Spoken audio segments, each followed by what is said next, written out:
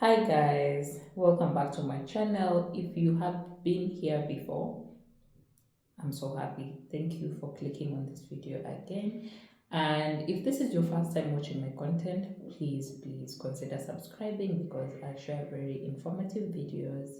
I share travel vlogs, I share cooking vlogs, I share a lot of things. Generally, you need to watch my content, so please subscribe. Thank you. So today the video that I'm going to be shooting, or this video that you're watching, is about relocation to Dubai, which is something that I recently did. And I've been getting a few questions on my Instagram and also on TikTok.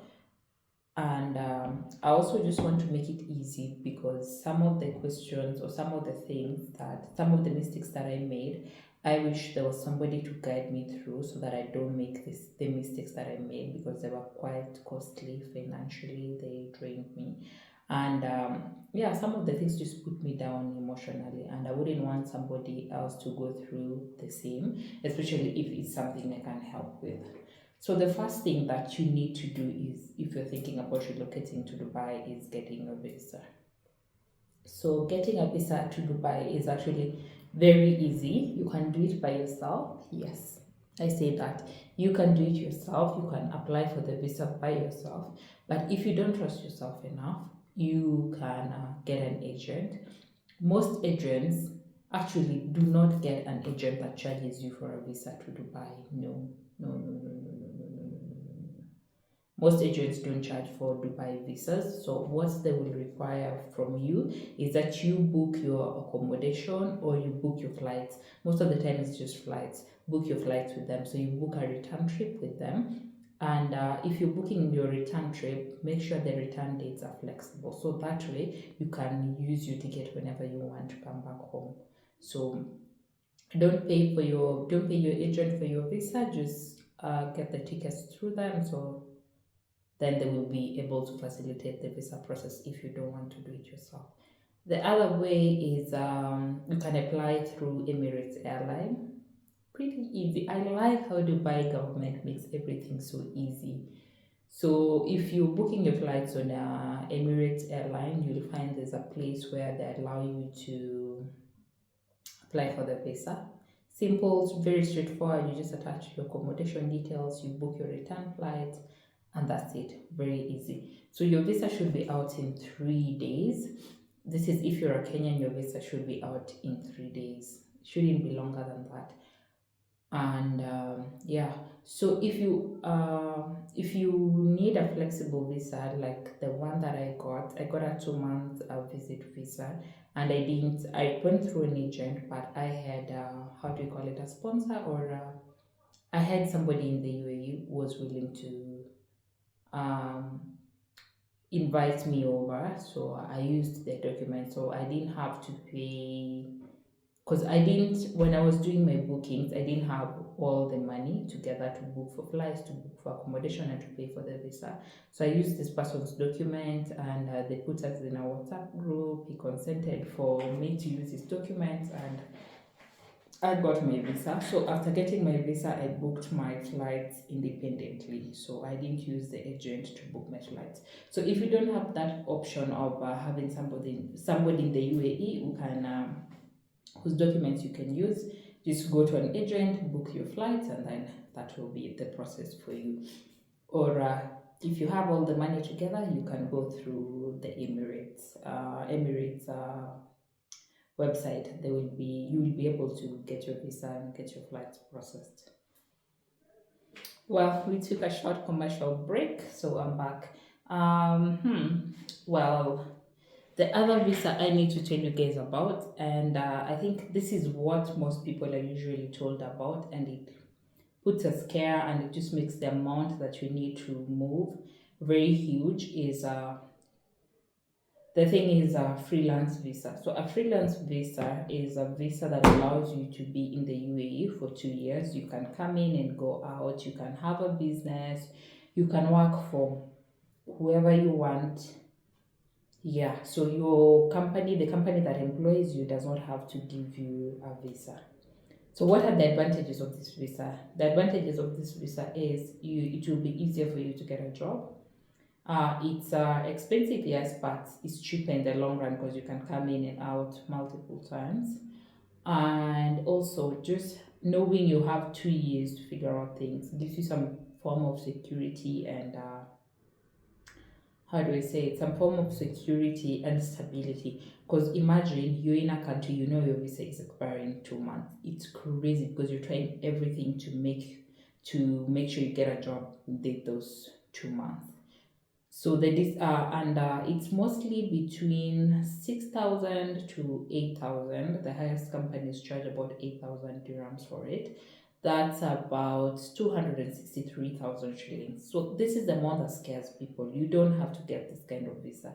This its advantages are really not that much, but you can still get it if the advantages that I've explained is something that you're looking for. Yeah, but this visa also has a disadvantage because first you will get very bad employers because the employers who are using to exploit you. You already have your visa, so it's easy. We're doing less for you, just paying your salary and that's it. And mark you, the UAE laws requires that your employer provides you with visa, health insurance, and some of them also provide accommodation and transportation. So if you already have your own visa, you should be paid higher. But most of the times you're not paid higher. Actually, I have met several people who have the 2 year visa, and they don't have very good jobs. Some of them, but some of them really have very good jobs, especially guys in the real estate. Real estate, they're doing well, but if that's not your field, that's not what you're looking to get into, I wouldn't recommend you get the 2 years visa. Yes. So now the biggest challenge when you're moving to UAE, Dubai specifically, Abu Dhabi, Sharjah are much easier. Accommodation. Accommodation is freaking expensive. It's super expensive to be honest. Because for a bed space, okay, well, let's start here. There are different types of accommodations in Dubai. First is a bed space. A bed space, I'm just going to insert a picture somewhere here. A bed space is somebody rents out a room, and then inside that room, they put in several beds. So you could find like a standard one sized bedroom in Kenya having, let's say, 6 double deckers. So that's 12 people in one room, in one bedroom. So you're going to be sharing the bathroom. Somebody's just farting next to you there, somebody's snoring. Like, it's high school. High school, adult high school. I'm telling you, it's not one of the best things. Yeah, but if that's what you can afford, go ahead. But please don't get a bed space. And then you're cooking like 10 of you at the same time. In the morning, you all have to shower at the same time. So the bathroom is super messy. No, please. Depends. For me, I really couldn't fit in the bed space environment because I had like a good house in Kenya. I've never lived in such kind of an environment, and I thank God for that. So I wasn't coming abroad. Dubai is abroad, right? I wasn't coming abroad to live in such kind of a space. No, I wasn't going to do that. So I decided not to live there. I visited friends who live there, and I don't like it. It's very easy for you to get diseases. It's horrible. Those spaces are horrible. But there's some clean ones. There are really some clean ones. Yeah, but very few. So before you pay for a bed space, please go and see that place. Some of them are moldy, smelly, the toilets are dirty.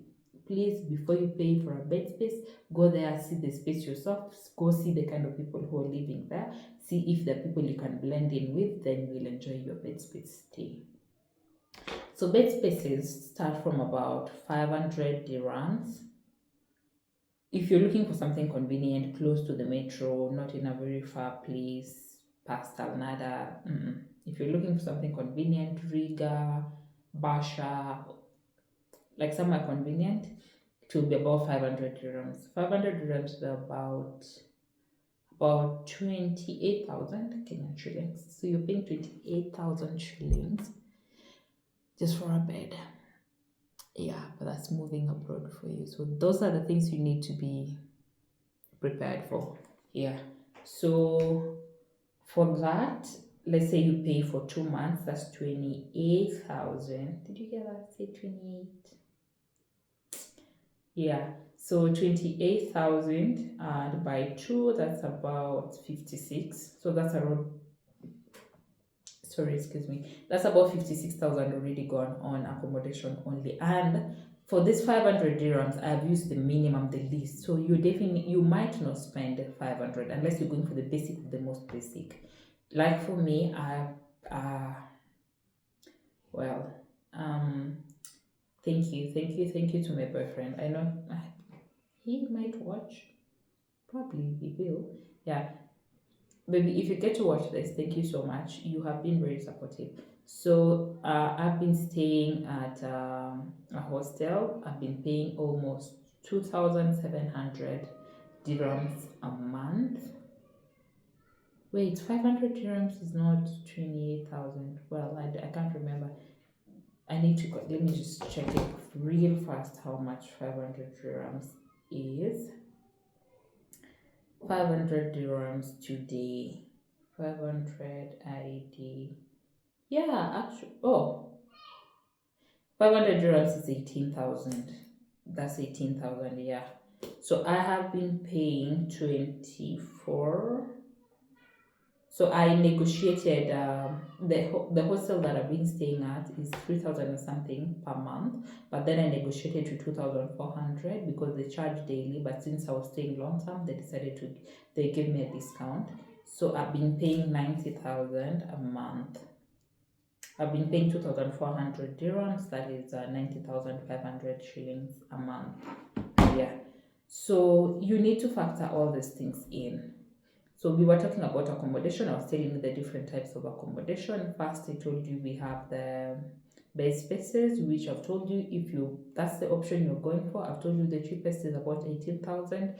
If that's the option you're going for, you need to do your due diligence. Make sure you go there, check if it's a nice place, check if it's a clean space, because you also don't want to be living with people who can't tolerate you or you can't tolerate. It will just make your job hunting much more difficult. So please go see it first before you pay for it. The second one is partitions. Partitions is like a bedroom, but then it's been partitioned, so it's just cardboard in between all of you. So like one bedroom could be partitioned maybe into three partitions, so they're really tiny, and the bed is like three, actually it's not, it's 2.5 by 6. It's this size. Like you can't do a complete turn, like turn and turn. No, you turn on the same spot. The beds are really tiny. So that's what a bed space is, and you get like a cabinet, and then there's a shared toilet for all of you. So that's the second option. Bed spaces range from about 1,000 dirhams to let's say 15 or 1,800 dirhams, depending on how spacious or how nice, and also on the area. The third type is the hostels, which I love hostels. Hostels in Dubai are just bomb. Though some are not. Some are really not, because tell me why my first hostel, I was racially discriminated by an Indian girl. Yeah, there's an Indian girl. And then there's this other one, there was this group of Afghanistan ladies. Please. Anyway, those are things you learn how to deal with once you've decided to get out of the country. Those are things you learn how to deal with. So hostels are a vibe. You will meet so many people. You will make so many friends. Some of them will be job seekers. So you just share opportunities. You share links. They'll be telling you, like giving you tips what you need to do on your CV. They'll be accompanying you to interviews. Hostels are fun, and then if you just get the right people, you can even share like cooking responsibilities.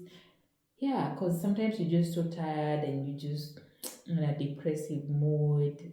You just miss home so much, and you find somebody cheering you up. Hey, I cooked. Do you wanna eat? I found hostels to be really nice, especially the second, the one that I at before now. I stayed at Robin. I wanna go back there. I will definitely go back there. I love that hostel so much. I just hope the people don't leave because it was such a vibe. The hostel was so nice to the point because people have very difficult names. You find somebody's from Cameroon, the name is like Abu Bakar, like it's very they have complicated names. So we used to call each other by the country where you come from. So I was called Kenya, somebody was called Cameroon, somebody was called Abuja, he was from Nigeria. We had Uganda, we had Egypt, we had three Egypts. They were really funny guys, I love them. Then we had Angola, we had which other what's the name of the other black guy, then we had another guy from Syria. We had like so many nationalities. People would come and go, and then there was us, those of us who were staying there long term. So it was really fun. It was really nice to meet different people who are coming into Dubai for different things. You get to learn about so many opportunities that are there in Dubai. You get to meet traders who come, stay in the hostels, go do their businesses in Dera, leave the next day.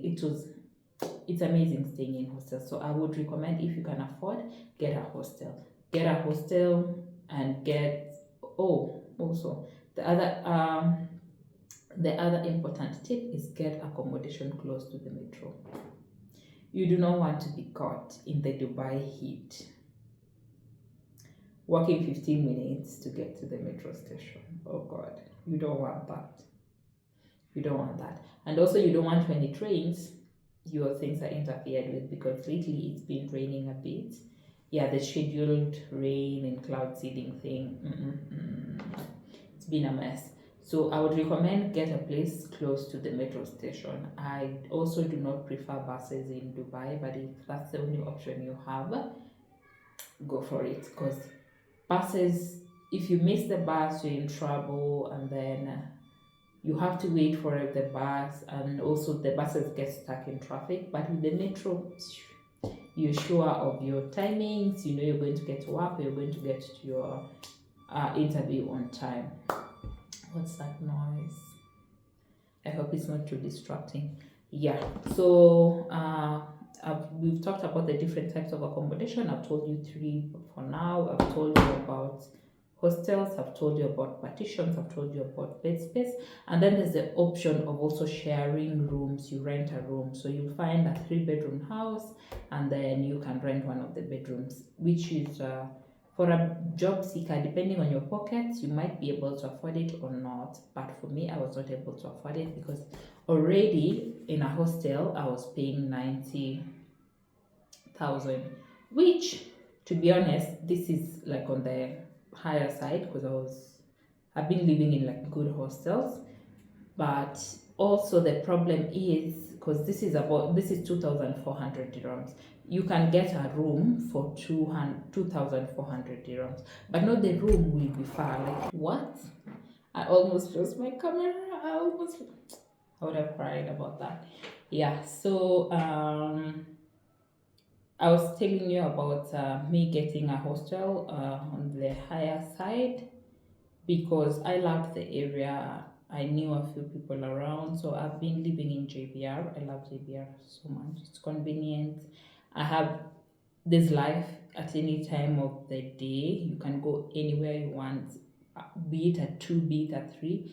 The restaurants open at that time. You can go walk by the marina. You can go walk at the beach.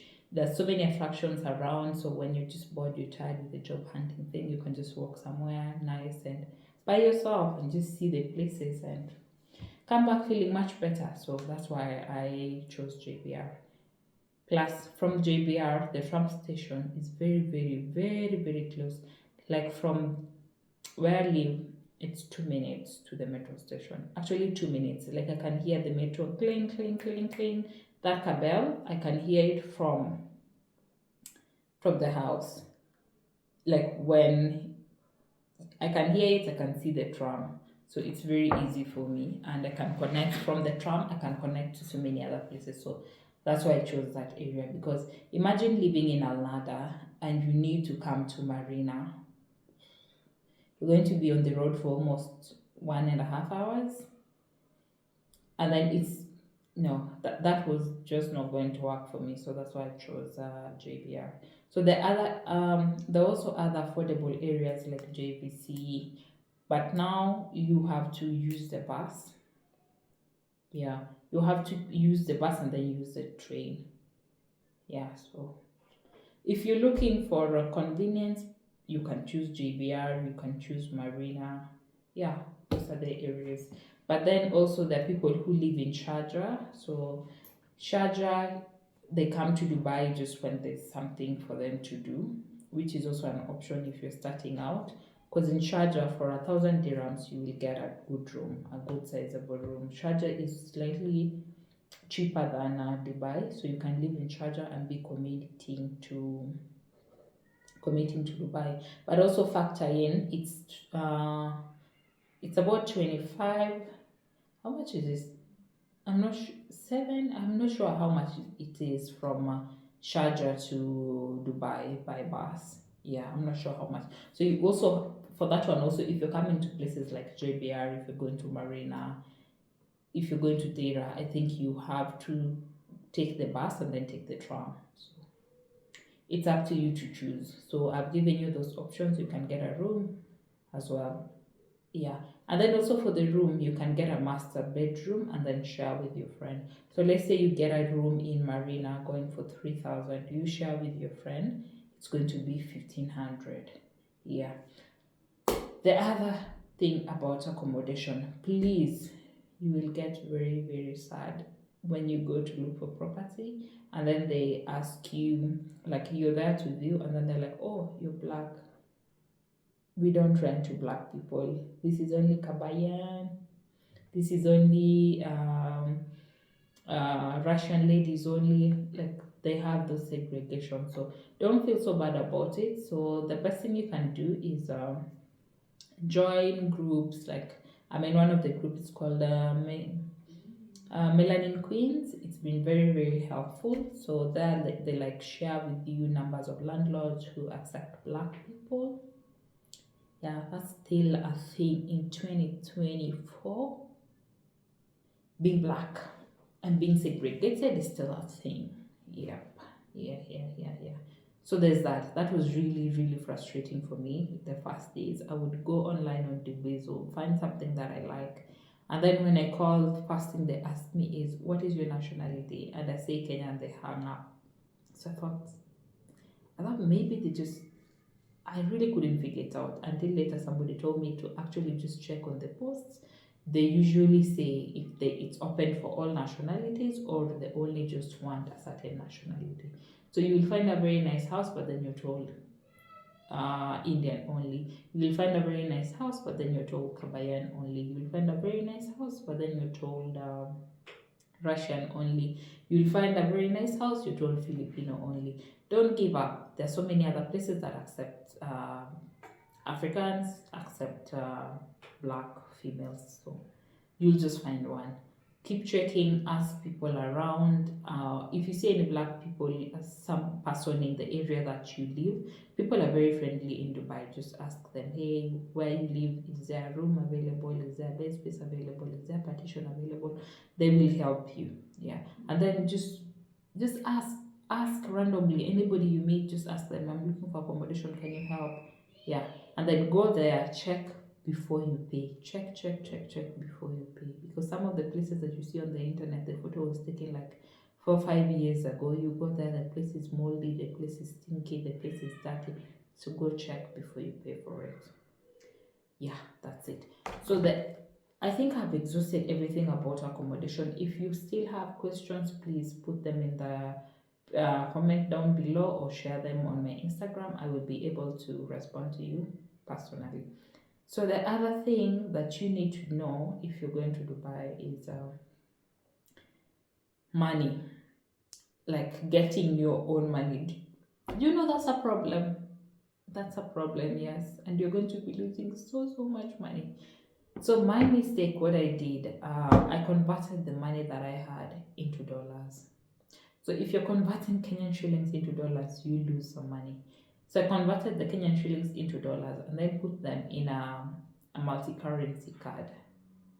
Then babes was just there swiping this card. I'm telling you, I lost so much money because, sorry, every time you swipe your card, especially for things like accommodation, I think, and I think restaurants, you charge 3% tourism levy. You see how frozen I am? That's how frozen I was when I discovered that. Yes. So you're going to be charged that percentage. So the best thing to do is don't even change your money. Don't even change your money into dirhams. Just go there, past time, find a withdrawal point. The best one for me was ADBC Bank. Yeah. I find it usually at the mall or at the tram stations. It's there at the stations. It works perfectly. They only charge 28 dirham for the ATM transactions. Same for StanChart. StanChart also charges 28 dirhams. There's also Mashrek, the Mashrek ATMs, they also work and the charges are also quite fair. Those other ones have hidden charges. They don't tell you how much they're deducting from your card and they don't even give you the exchange rates. Mashrek and the ADBC Bank, ADBUD, I'm not sure if it's ADBC or ADBD, they give you the exact transaction, the exact exchange rates, which usually is they have like very good exchange rates. So I would prefer you use those or come with cash. Carry your money in cash because Maki, every time you withdraw, you're going to be losing 28 dirhams. So carry your money in cash if you can. If you're not careless, I'm not careless. I'm just very forgetful. Yeah, but I'm also not very careful with my money, so that's why I prefer to withdraw small amounts. Yeah, so if you're careful with your money, you can carry it all in cash, and then that will save you a lot of money. Because imagine losing 28 every time you withdraw, and also there's a you need to clear that limit. So in Kenya, most of the ATM cards have a limit of 40,000 withdrawal per withdrawal. So you need to check this because if you have this, meaning you will have to withdraw more times for you to get like the amount you want. So let's say you need 100,000, we withdraw 40 times 2 and then withdraw another 20 on the side. So this will be 28 times 3. 28 times 3 is a what? 3 by 8, 4. That's 2. This is a 6. That will be 84 dirhams lost on just transactions only. So please carry your money in cash or change your ATM withdrawal limit. Then just withdraw once you're in Dubai. The exchange rate is good. The next thing you need to know is job application apps. Oh my god. I don't know how many times I have cried. Let me show you one of the scam messages.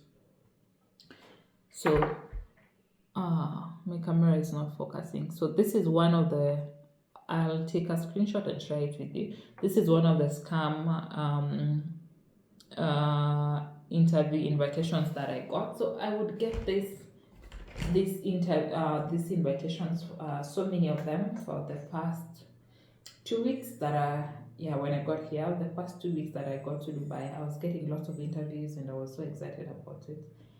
But then there was just something, these emails are now so formal, they're giving me directions, and then there was just those telltale, which I did not see. I just thought this is like how Dubai people write emails, like interview emails.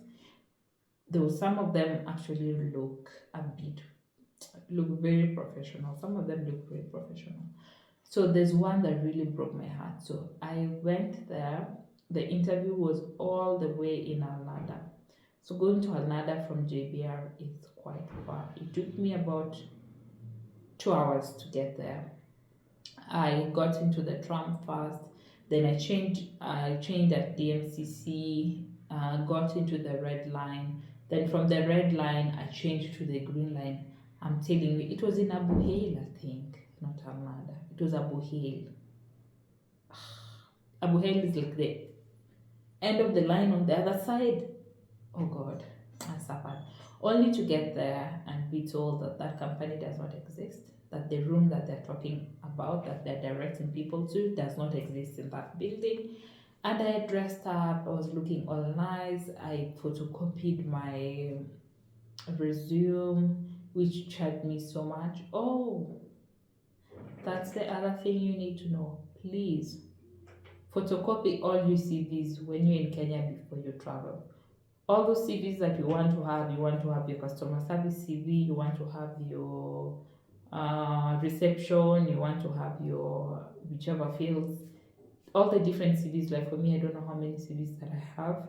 I have one for what I really am into. I'm into procurement and logistics, so I have one for that. I have one for customer service, which I also have experience in. I have done, but I'm not very keen on. But I have CVs for storekeeper. I have different CVs. So you need to photocopy all of them in Kenya, because if you come to photocopy them here in Dubai, you will cry. You will cry. Sorry. Because actually in Kenya, you can find somebody to photocopy them for you for free, to print them out for you for free. Or it's much cheaper. Just do it while you're in Kenya, so that when you travel here, you just go dishing them out, dishing them out, dishing them out. Yeah. And don't photocopy too many. Most of the places will tell you to send in a soft copy. So don't photocopy too many. Maybe just 10 of each, 10, 15 of each. That would be enough. Yeah. So, well, you're done with that. What else do I need to? We're talking about job scams and job application apps. So, depending on the kind of job that you're looking for, if you really want to be in corporate, like real corporate, avoid Dubizzle. Dubizzle does not have genuine jobs. So you can try Naikuru Gulf. Am I pronouncing it correctly? Naikri Gulf. I'm checking it from my email. Naikuru Gulf. You can check Indeed. You can check Byte.com. Which other one have I been applying? Katara Global. That one I haven't used because I do not have experience in hospitality so much, and I don't think I really want to be in hospitality so much. Yeah, so if you're a chef, if you're a barista, if you're a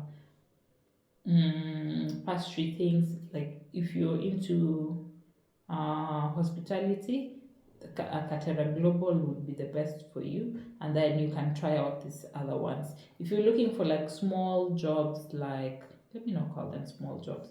If you're looking for like casual jobs like shopkeepers, cleaning, you're looking for waitressing jobs, then those you can try on Dubizzle. And still be very careful with this with the invites for interviews, because most of them will just waste your time for no reason. Yeah, so those ones you can try Dubizzle, but this other I would recommend Indeed. Also, Indeed, also be very careful. Not everything on Indeed is okay. I would recommend Byte.com. I would recommend Indeed, but be selective. I would also recommend Naukri Gulf. And then what's this other one? Byte, Naukri Gulf, Kuna Gulf Talent. Ooh, how did I forget Gulf Talent? Yeah. So you'll just find all those job apps, download them, create your profile there. Once you've created your profile, it will be very easy for you to, and the LinkedIn. It will be very easy for you to just click, apply, click, apply, click, apply, click, apply. Yeah. So it will be very easy for you. And then the other thing you guys need to know that will make your life easy, there's this CV building app. It's called Live Career. Live Career is very affordable. You can get it for I think 2 weeks at 400 shillings. It will help you build whatever CV that you want to build in less than 10 minutes. You just need to upload a few things and it will be good. Yeah, so it will, you can, and also it allows you to choose the format for the different countries that you're applying in. So like I'm sure if you want a job in Dubai by now, you know that the CV format is quite different. They require you to have in your picture, unlike other countries. If you do that in Kenya, you stand like they might think otherwise about you. Yeah, but in Dubai, you need to have your CV on the you need to have your picture on the CV. So things like that, this app will help you with, because once you put your CV to be UAE, to be used in the UAE, it will give you that option to add in your CV. It's called like Career. The other one that you can use, but it's quite pricey. I wouldn't recommend it so much. It's called Zeti. Zeti is also very, very good. Very good. Yeah, so you can either have Zeti or have Live Career. They will help you. Those two apps will help you create out your CV. Yeah. So be careful about scams. Be careful about Dubizzle. Yes. And then the other thing you need to know if you're moving to Dubai, this one is, I don't know how to put it.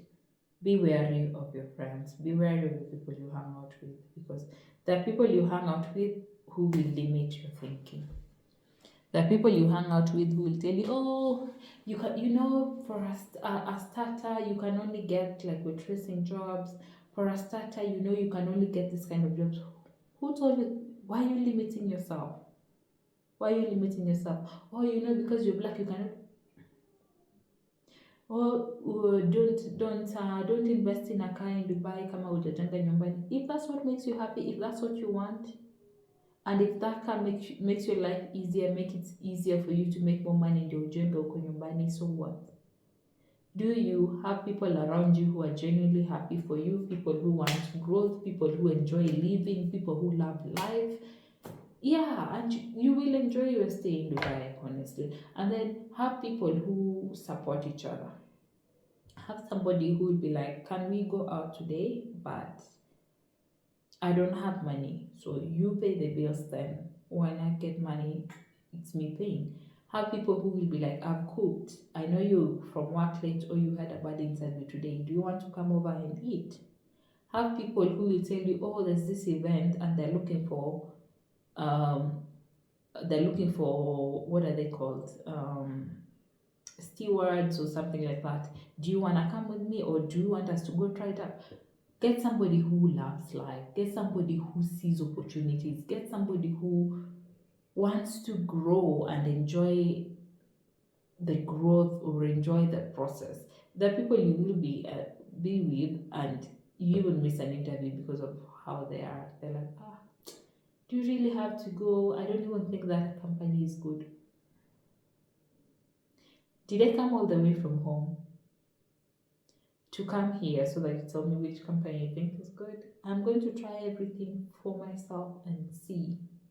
Yes, because you have to start from somewhere. You really have to start from somewhere. So if you're able to get a job but you think that company is not that great, get your visa, work there, and then as you work there, you will find your other job. So pick every opportunity that comes, use any opportunity that you get, use everyone that comes your way. And please be talkative, be open, tell people, whether you're in the tram, tell people, I'm looking for a job, do you know of any opportunities? If you're out somewhere, maybe shopping or at the restaurant, ask people. You go to the supermarket, you see any black person around, just tell them, hey, how did you get here? I'm looking for a job. You will find something in the end. Yeah. And also be very patient, because it can be frustrating. It can be frustrating. And the days in Dubai, I think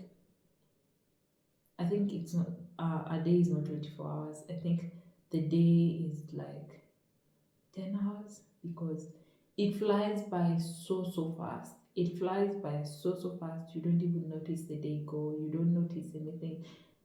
It's just shuka, the day is gone. So you really need to make use of the days, otherwise your visa is gonna end without you having a job. And if that happens, usishtuke sana, usishtuke sana. There are people in the UAE 15 years, they don't have a visa.